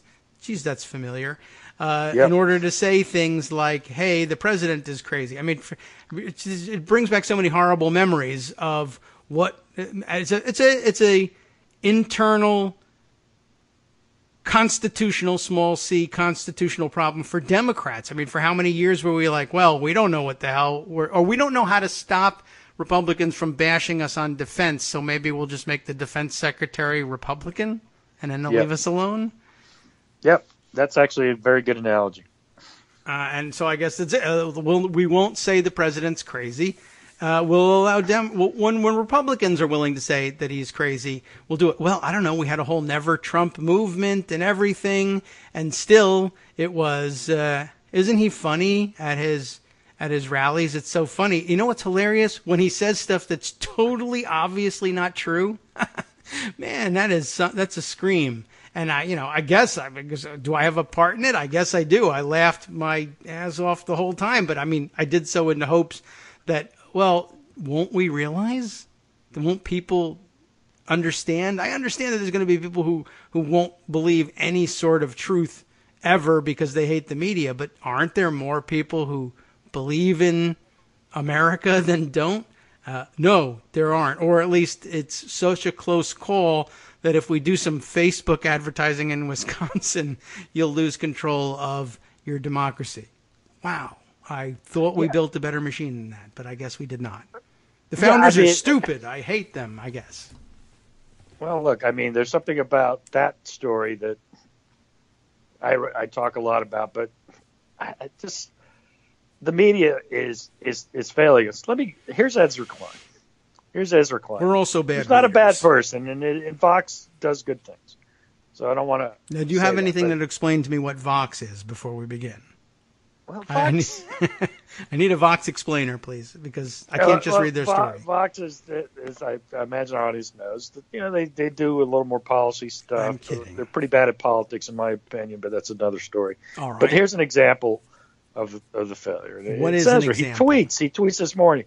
It is one of the darker comedies of this administration that Trump keeps getting angry when he hears what the policies he supports will actually do. He's That's on our just side. Wrong, though. I mean, it's funny, but it's wrong. Trump doesn't know he doesn't care about any policy at all. Tell me what policy he actually cares about, other than, being racist. But there's one policy that Trump cares about. People saying good things about him. Yes, that's not really a policy, but all right. It's not. There's no policy. Trump doesn't know what policies do. He doesn't. He just heard somebody said something bad about Trump. He didn't hear what the policy did. Right. And this is Ezra's mistake. Ezra can't get out of it. Donald Trump is not like anybody. He's really dumb, and he's crazy. So when you say that, why do you say, "Oh, look how funny it is that Trump gets mad when people say what his policies are going to do"? That's its own form of normalizing. He doesn't know what the policy is going to do. He doesn't care. He cares what you say. Trump this. That's it. Once the word Trump comes into it is when he cares. Well, if we could train enough people to say things like, you know what? Trump is fantastic because his policy is pure genius in terms of decimating the population. I think they won't get to that part. He also may not know what decimating means. And it's possible that maybe you could win points with him if you spend time saying he's great. he's a gift from God, and then just say what the truth is about his policy, but just don't tie it to You him. know who does that, and you know who's winning, at least in the White House, in my view, of late? Stephen Miller. Oh, how so? You mean? Because look, he's already backed off of the Dream Act. He said he ripped the Democrats for not caring about violent gangs getting in. Stephen Miller put his words in Trump's mouth. Yes, I mean, by telling, listen, these that. policies that you're for are great because look how bad the Democrats are, and you're against. Oh, well, he also violent believes in them. Gangs. I mean, just in terms of, I wonder what kind of experiment it would be to oppose Trump by saying he's fantastic right at the top of the statement. Whatever your statement is, if you say his policy will murder millions, you say Donald Trump is terrific. He's doing a great job. He's more popular than ever. His policies will murder millions. And here's why. You could probably get away with that, and he wouldn't even be mad at you. Well, somebody's whispering that in his ear about North Korea and Iran. Oh, well, that's true. That is their policy there. We will murder millions, and America will love it. You know, he had some weird story where somebody told him in the military or something, he says that some country that you never would have believed would say it said this. And the guy in the military kissed Trump's butt by saying, "Oh, I couldn't imagine them saying this a year ago." I don't even know what that's about. Who knows if it's true? Who knows what he's talking about? I have a friend who is in the military in That's exactly how it's Kuwait. told. That's how he tells the story. My friend. He tells me. Yeah. That's true. Like everything else, right? I have a friend. He won't even go to Paris anymore. Yeah, that same guy. Now that guy works in the military. In Kuwait. In Kuwait, or I have whatever. no idea what. Yeah. And what country could it be? Trump probably doesn't even know the country. It's probably like Canada saying something about joint exercises in NATO or something. And the guy just, he told Trump something he wanted to hear. Look at how great you are, Mr. President. These guys are going to do what they've always been doing. They really respect you. Who knows? I don't. But this is the whole point. We're dealing with a stupid, insane president, and it's again. I'll just repeat this. That's the headline to every single story about Trump, in my opinion. I guess it has to be because he's unfit, he's mentally ill, and he's a moron. And he's on top of that. It's pretty clear he's also suffering from dementia. If you read these stories, I guess Gabe Sherman's got the latest. He says, "Oh, well, there's a free fall. He's slipping. Imagine he's slipping." Well, we've all seen that. I mean, we've been able to document that just by playing YouTube videos of him from the 90s and then, turning on your television and watching the news today. Yeah, I get that. And it's not untrue. It's just that he was slipping and crazy and a moron and unacceptable a year ago. Yes. But they kept, he's a character, isn't he? We don't want a character to be president. I'm sorry. Between that and just, the how easy it is to bash any Democrat probably, but Hillary Clinton in particular, that the whole thing was he's crazy during this whole campaign, but her emails. And then on top of that, he's definitely finished now. Access Hollywood tape. No one cares about that. And a year after that, isn't Hillary Clinton terrible for enabling sexual assault? Incredible. What? Next up, Harvey Weinstein has pneumonia and is going to die. And oh my God, Hillary gave him pneumonia. She's a murderer. Yeah. Okay. I guess that's funny. Next. It's funny because here's the governor of Puerto Rico tweeting this morning. Yes. The United States citizens in Puerto Rico are requesting the support of any of our fellow citizens that any of our fellow citizens would receive across our nation. And it's kind of late now to take this tack with Trump, governor. I think you made your bet at this point. What did you're going to have to kiss his ass all the way to the end. Yes, unless one alternative I would suggest is appealing to the United Nations would be a good option at this point. Because, really, honestly, I don't. It's not working any other way. You might as well, but we have the advantage of being able to. You could call Nikki Haley and ask her to appeal to the United Nations on your behalf, and she won't because Trump won't let her. Trump will anger Trump a great deal, but that would be interesting. You know what? There's a good play for Cuba. Cuba ought to be bringing this up in the General Assembly. It is. It should be teaming up with the Russians, backing a Puerto Rico independence movement based on this, and calling for international assistance and bringing a case in the International Court of Justice that, basically we're treating our Puerto Ricans as American Kurds.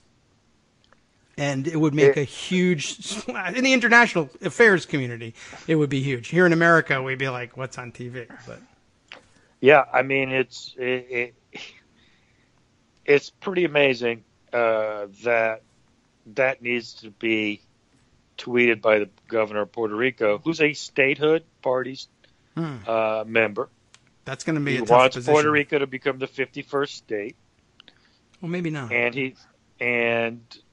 This obviously their argument here, at least politically, would be. If we were a state, we would have gotten our help. Maybe. I assume that's the best argument they can make for the statehood party. Yeah, no, we'd have 2 senators and 6 representatives, and they would be raising hell. And Yes. probably would be. I think that's a legitimate argument. Maybe. And I'm look, when I lived in Puerto Rico, I didn't statehood would have been bad for me because my taxes would have gone up. But All right. for the island itself, it's a no-brainer. It's clearly the best option for them. But there's a certain apartness that they want to maintain with the Miss Universe pageant and the Olympics and all sorts of silly. Oh, Seriously, okay. Yes. I mean, Right. it's weird. Their own But- entrance. Yes. But now the question is, what do you do? You're the statehood party governor of Puerto Rico, and you can't say, well, don't treat us like a state because we need to tell our people that we have to embrace it. No, you got to say we got to do whatever we can, because this is the dichotomy that I was telling you about at the beginning. And it actually, let me circle back to a question Greg asked. Why were certain pharmaceuticals made in Puerto Rico? Well, it's not unknown that there was a tax preference in the tax code, Section 936, that provided tremendous incentives for pharmaceuticals and other manufacturing companies to manufacture in Puerto Rico because of the tax break. And a lot of pharmaceuticals are still there.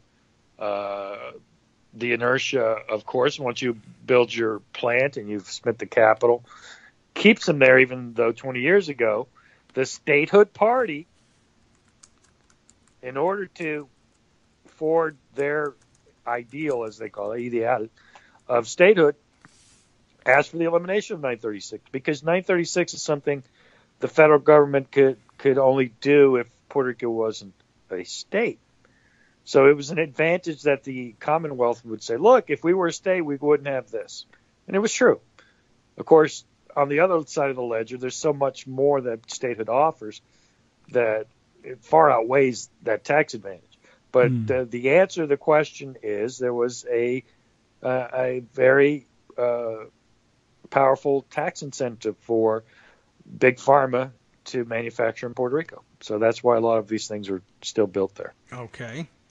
Even though the tax break has gone away, once you built the $50 million plant, you're not just going to shut it down and go. You've got trained workers, et cetera. But at this point, there's going to be shortages. I had heard about that. There's about 11 or 12 pharmaceutical products that seem to be made exclusively in Puerto Rico, and prices are going to go up, and there's going to be a scarcity in the United States and probably in the world for these particular pharmaceutical items. Yeah. Well, then perhaps the rest of the world begins to care a little bit more, or the rest of the country anyway. The rest of the world is probably doing just fine in terms of Look, caring. I mean, in some ways it's going to take Rick Scott and Marco Rubio to make this an issue. And the explanation, I had a conversation with a few Florida people this morning on Twitter about how the response in Puerto Rico impacts Florida politics. You know the basic story, right, David? There's always been a significant Puerto Rico migration to Florida. The expectation is that it's going to be accelerated.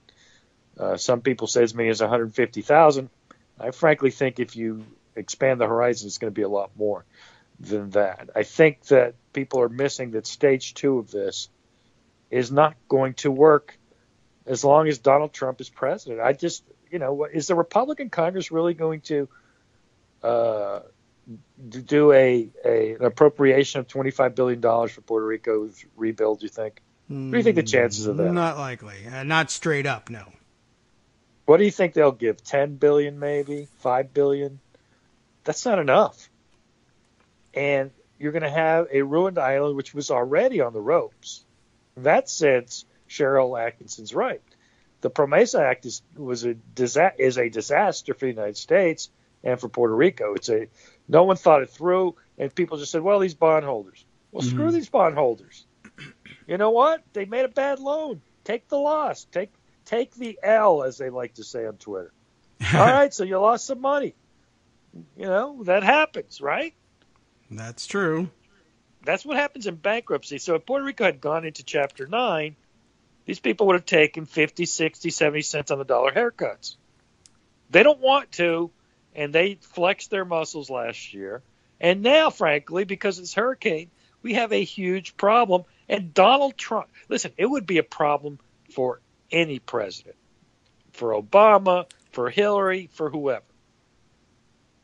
But it's true. Trump. Well, yeah, he can't handle anything. He can't handle the easy stuff. He can't handle going and just acting like a normal human being when, giving a condolence speech. Yes.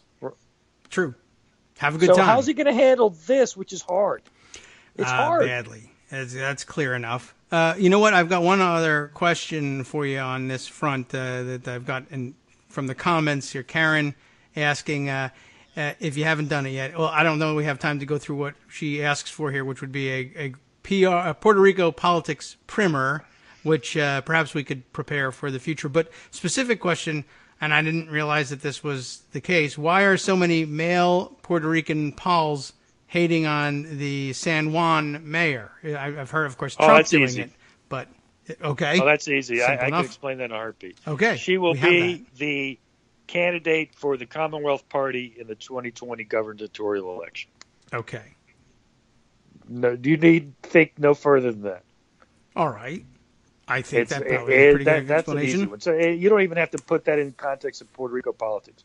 Suppose it was something. Well, let's say Jerry Brown was going to run in 2020, and he was criticizing Trump for his response to the wildfires or something in California, that we're not getting enough aid.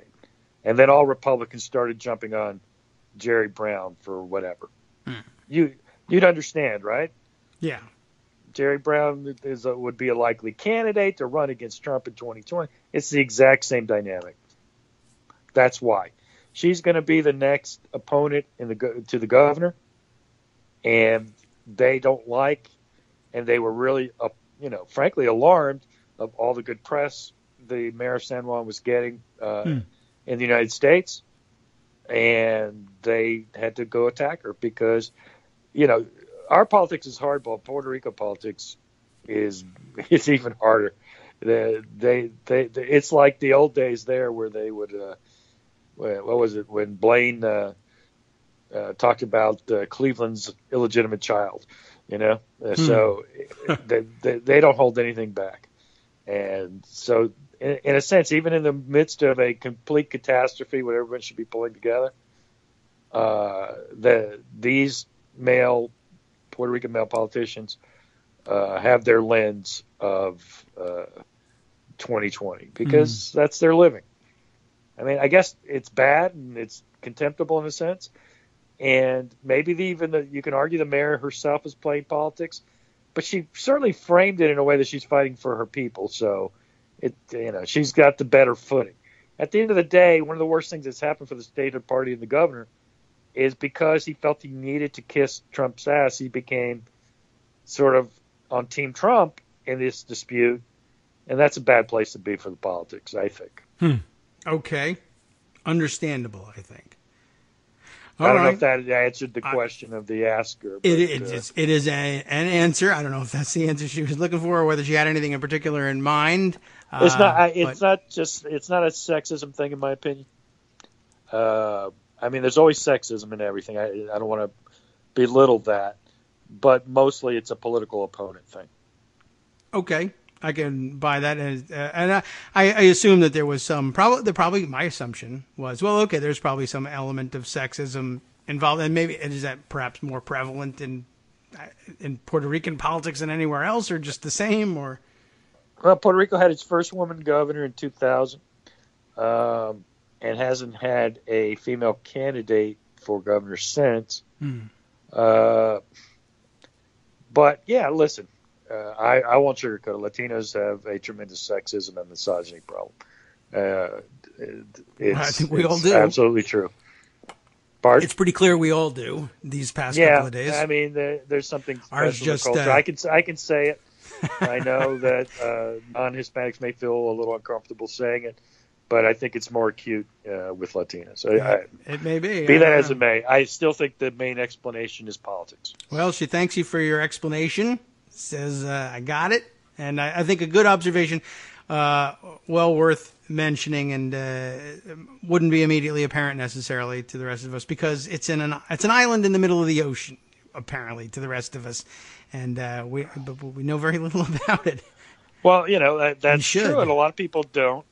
And what ends up happening, and actually this campaign started at the time they would trot out these guys who are paid pundits in Puerto Rico, like a guy named Luis Davila Colon, who is basically just he's the Sean Hannity for the statehood party. Oh, okay. In Puerto Rico.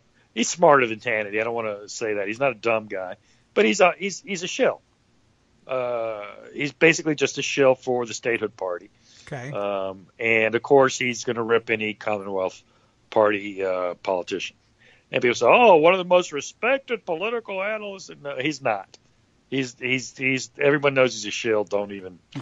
And so be careful of those types of things. Okay. And it's I an easy trick imagine to pull on us. that might be what the reader was referring to, that kind of story. But listen. Well, she didn't hint at that. I was assuming that was perhaps part of the question, and it may not have been. So. Yeah, I mean, it's politics. Look, is she a good mayor? Probably not, in my view, but I think it's hard to be a good anything in Puerto Rico at this point. The situation is really hard. It's the financial crisis is incredibly acute. And listen, I doubt it. I have serious doubts that Puerto Rico is going to get back on its feet in a meaningful way. I wasn't sure when it was my first response to Trump's tweet this morning, where he begins by saying Puerto Rico survived the hurricanes. No, it didn't. It did not. It did not. That's it's still there. It didn't sink into the ocean. No, it's gone. It's gone, and unless there is some situation where Rubio and Scott and Republicans in Florida and in other locales worry about what it's going to mean to their political futures, and they put pressure on. There's nothing that indicates that Trump thinks he needs to put money into it. No, certainly not. I was wondering about when you were saying earlier if they had been a state. I mean, the statehood party's argument the only thing they can do is say we would have gotten the help we needed faster or at all if we were a state. Then it would have been a lot easier to do. I don't know whether that's really true or not. I think we would have said, but they're not really a state. But so we would have come up with some excuse. But by the same token, you said, of course, they'd have two senators. who would be able to raise hell. And I'm not sure. What they might have is two senators who are trying to find ways of saying, either I totally disagree with the president, but I'm going to vote for everything he says, or they're going to be, I suppose if they had elected Democratic senators, they could be sitting there saying, it's unacceptable. We should really be doing a thing. But funny would be the reaction of the media, because as you know, they're just not very good at covering the stories for all the reasons we've talked about. They just the structure is such that they would turn that into a he said she said. Yeah, I don't know. We don't have to go too far to figure this out. And Mary Landrieu sat there and said that everything about Katrina was unacceptable, and everybody said, well, yeah. She says this and he says that, and I say, you know what? You want to find out how to. At the time, I said it. They had a huge lever going on. They were in the middle of confirming John Roberts, and he could have just said, "I'm going to filibuster that until Louisiana's on its feet. Then we can talk about who's going to serve on the court here. You got Americans drowning," but she wouldn't even do that. Nah, it's a separate issue. So. Yep, it's now they're eliminating blue slips. That's our separate issue. Story? Was McConnell ended up saying that's just his personal opinion or something, right? Oh, is that right? I don't know. I don't think I figured it may be just his personal opinion. But if if Grassley finds out that he's got his own opinion, well, I haven't heard about it. So it's pretty bizarre. But look, you and I talk about this all the time. Republicans will do whatever it takes. Yeah. They always would, and they always did. Yes. And, I think, we're running out of time, but, I think that they would nuke the filibuster if that's what it takes to get tax reform. They very well may. Trump tax certainly reform, asked. I got co-opted You're there. trapped. You got stuck in their frame. Yep. But yeah, they likely will. And every once in a while, when somebody says something to me about, about that reform of the filibuster, aren't you sorry you did that? Now look what Trump's doing with it. No. So, that was going to happen anyway. In fact, exactly. Not only was it going to happen anyway, but it was always his intention to change the complexion of the federal judiciary, or any Republicans aim to change the complexion of the federal judiciary. And that was going to happen either from the standpoint of Obama seating 0 of 200 federal judges, or from the standpoint of Obama first seating 100 of 200 federal judges. Would you rather have it start from 0 or 100? The answer obviously is 100. Boom. Argument over. That's what you had to do. That's the only way to get through it. So anyway, there's no doubt about it. Listen, I philosophically think the judicial filibuster is very defensible. Yes, I told you all my theories. It's a lifetime appointments. But the reality is, Republicans don't care. No, they don't. Then they'll eliminate whatever needs to be eliminated to get it out of their way. So that's just kind of the way it goes. I'm glad some of us learned the lesson. I don't know whether the rest of us do, but we're out of time to debate it for the day. Anyway, thanks for coming by, Armando. We needed an update. Thanks for letting me talk about it. And Enemy of the People has been begging for an Armando rant for weeks, and so there you go. Birthday gift. All right. It's your birthday. Save it for your birthday and use it then. Okay. Thanks, Armando. Take care. Right, we'll be back.